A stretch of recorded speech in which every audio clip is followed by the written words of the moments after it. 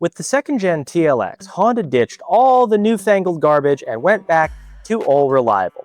No CVT, port injection, and most importantly, either way, you get a turbo. So how do you put all that power down? Definitely not with the factory wheels and tires. In fact, some of the biggest gripes we saw from owners doing the research for this video are that A, the factory wheels are stupid heavy and might as well be made of lead, and B, the factory tires kinda suck too. So, in this fitment guide, we are going to show you all about fitment for the 2021 plus Acura Honda, depending on where you live, TLX Gen II. You'll learn how to get better lap times while looking good doing it. Or, more realistically, you will be able to get a few milliseconds off your time at the Starbucks drive-thru. Now, as always, if you're looking for wheels for your TLX, click the link down in the description below. We've got wheels, tires, suspension, performance parts, all that stuff on our website, and it's super easy to search through, so we've got you covered there. Now, as always, we'll start with the basics. Bolt pattern is 5x120. No, it's not a BMW, but there you go. M14 by 1.5 lug nuts, 64.1 millimeter center bore, and 93 foot-pounds of torque on the lug nuts. It still has the same grille as the previous generation, the one that looks like you were going light speed on the Millennium Falcon, but don't be fooled because the wheel and tire fitment is completely different. Throw those Gen 1 wheels out. To start with, the lug pattern and size has changed, meaning wheels from the older stuff are totally incompatible with the TLX 2. Even if you could, you probably wouldn't want to. These cars are larger and, of course, badder than they ever were, and of course, need wheels that bring the same energy. So, here's what you're here for, the basics on aftermarket wheel sizing, an overview of what specs you should look at for your TLX. Now don't worry, we're obviously going to take a look at examples so you know exactly what fits, but the Gen 2 needs big Johnnies. We're talking 19s or 20s. Smaller wheels look good on the older ones, but these have huge fenders, so it's kind of a toss-up on which size is better, but either way, these are both factory sizes, so you won't be throwing off, your driving dynamics, speedometer, calibration, anything like that. Depending on which factory wheels you get, they will either measure 8, 8.5, or 9 inches wide. All of them have an offset of +50 just to make life easy. For aftermarket wheels, regardless of the diameter you choose, the preferred width is a 9 or 9.5 with an offset between 35 and 40, effectively like putting a 1-inch spacer on your factory wheels. The fitment will of course be flush, that's the goal here, but not excessive, no poke, nothing crazy. Now, as always, you could go more aggressive than this if you want. We'll show you some examples, but this is generally what you want. Now, we do have to talk about the Type S because it does get a nice Brembo package that you can swap onto the A-Spec.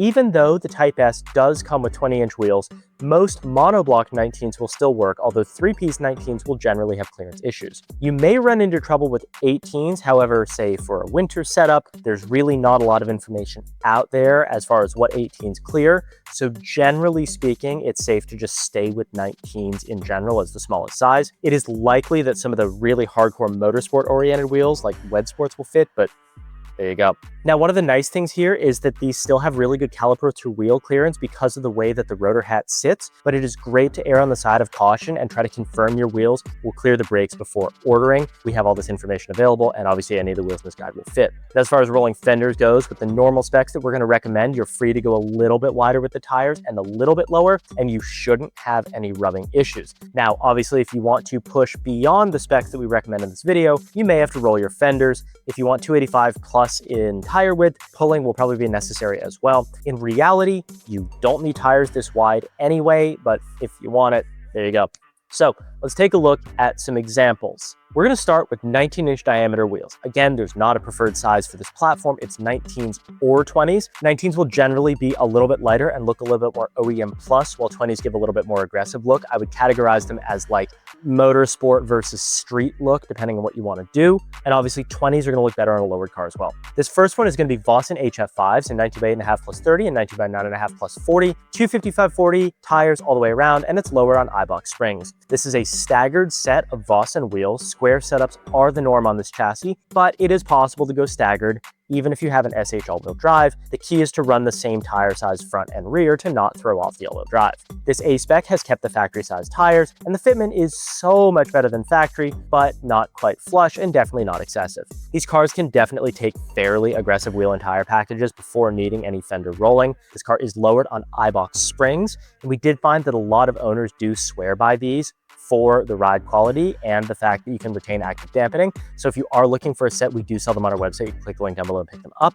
Now, the next one we're going to take a look at is sitting on a set of one of the best bang for your buck wheels you can get, the AODHAN AFF7s in 19 by 9.5 with a 35 offset all the way around. These are wrapped up in Bridgestone Turanza 255/40/19 tires, which is again that OEM tire size. This one goes a little bit lower on those BC Racing BR coilovers and is a 2021 Tech SH all-wheel drive. This is a similar setup, but it is a square setup. The AODHAN AFF7 19 by 9.5 plus 35 all the way around. Factory size tires were used on this application, and there are no issues running this setup, even with the car lowered on BC Racing BR coilovers. Previously, this was on TN Type S springs, also obviously with no issues. Now with these specs, no fender rolling was needed, and so this is going to be your basically go-to square setup for wheels and tires. It's effectively like throwing a 25mm spacer on the factory 19-inch wheels, but with greatly reduced weight, as the AFF7s are a super lightweight wheel. About half the cars we are taking a look at in this guide are running BC Racing coilovers. They ride nice. As you see, they have the potential to go super low, and they're relatively affordable if you're looking for a set. Again, we sell both the iBox springs, which are more entry level, and the BC coilovers on our website, which is linked down below. Now, you knew they were coming. VOLK Racing TE37s, 19 by 9.5, 36 offset all the way around. 275/35 tires this time, so we're going a little bit bigger. Camber kit for rear camber correction, and again, BC Racing coilovers. If you like the fitment on the last car, but you want to upgrade the tires and frankly the wheels, while you're at it, you could totally copy this setup. Instead of the stock 255/40/19, this car is running a 275/35/19, and it works without any rubbing, thanks in part to that 35 series sidewall. Note that even though this car is on BC Racing coilovers, they are set a little bit higher than the others on this list in order to make that 275 tire work, so just bear in mind that you have to dial in your ride height and alignment to make it work. Next up, we've got SSR GTX01s, 19 by 9.5 plus 38, and 19 by 9.5 plus 38 with a spacer, effective plus 13. 235/40/19 tires all the way around, so we do have a little bit more of a stretchy boy setup on this one, and this is on BC coilovers turned all the way down, maxed out. This thing is dumped. If you want a stance look, 20s are the natural choice, but you can make it work on 19s too. Your car is just going to be more frame load than kit load. This 2022 Tech Pack is on SSR GTX01 wheels. The specs are the same that we've previously seen, but the difference here is that this one has a 25mm spacer, bringing the effective offset to a plus 13, which is considered highly aggressive for this car. With specs this aggressive, you obviously have to roll your fenders, that's a given, plus you will need stretch tires to make these work. It is not the most performance-oriented. I feel like that is very obvious and comes with the territory, but that's not the point. This thing looks sick. And again, BC Racing coilovers were used. These are the regular models, not the super low, so you can go pretty low on the regular, although they are just about maxed out. Any lower, and you probably should be considering going with either air suspension of BC Extreme Lows or something a little bit more stance-oriented. Now we're gonna go 20s. If you're gonna go this route, we almost always recommend lowering your car. It's gonna pretty much look like a donk otherwise. A common misconception here is that the TLX Type S OEM, they're called Y-spoke wheels, are lightweight. Some retailers even market them as such. They are not. They are very heavy. Most aftermarket 20s are going to be considerably lighter while being wider at a better offset. So just take those stock wheels and throw them in the garbage, or sell them on eBay probably. You're listening. There you go. This one's on niche VOSSOs, 20 by 9, 35 offset, 255/35 tires all the way around, stock height not lowered, no other modifications needed, and these clear the TLX Type S Brembo. We did lie a little bit when saying that you have to be lowered if you're rocking 20s, but you can see this one does look considerably higher on that 20-inch tire. If you want an OEM Plus look, the way to do it is keeping the factory tire size of 255/35/20 paired with stock suspension. Larger sizes will look a little 4x4-ish. Now the width and offset are still in the ballpark for what's considered to be flush fitment, and the specs are equivalent to 19s from the last section, so there's really not too much to think about in the width and offset department, just the diameter. The style of these wheels, in my opinion, even looks a little bit factory, the only downside being that they weigh 32 honking pounds apiece, so only about a pound lighter than the factory wheels that would be equipped on a Type S. So this is really just a stylistic choice, not for performance. I feel like it's obvious. This next one is on some stance. SF07s, 20 by 10, 38 offset all the way around. These are wrapped up in Yokohama Advan Apex 265/35/20 tires, which are really, really great tire. Yokohama makes some fantastic stuff. This one is lowered slightly on Megan Racing coilovers. There's no rubbing, and when lowered 20s, give an aggressive look that 19s simply can't.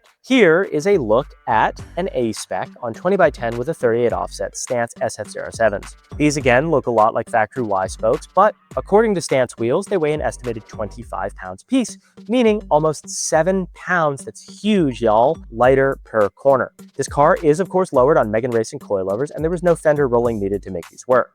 Now, this next one is on some gorgeous SSR SP5 20x10 37 offset, wrapped up in Nexen and Thera 275/30 tires all the way around.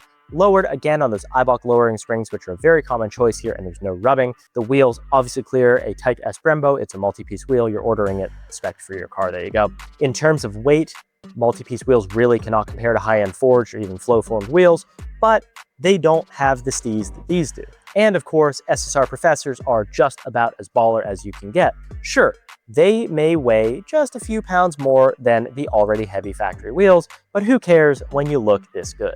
As far as fitment goes, this car is just as good as the last one. Again, 20x10, again, offset basically the same at that 37, but the tires are just a size larger at 275/30/20. This car is again lowered on Eibach springs rather than coilovers. So again, springs and coils, both pretty interchangeable on this platform.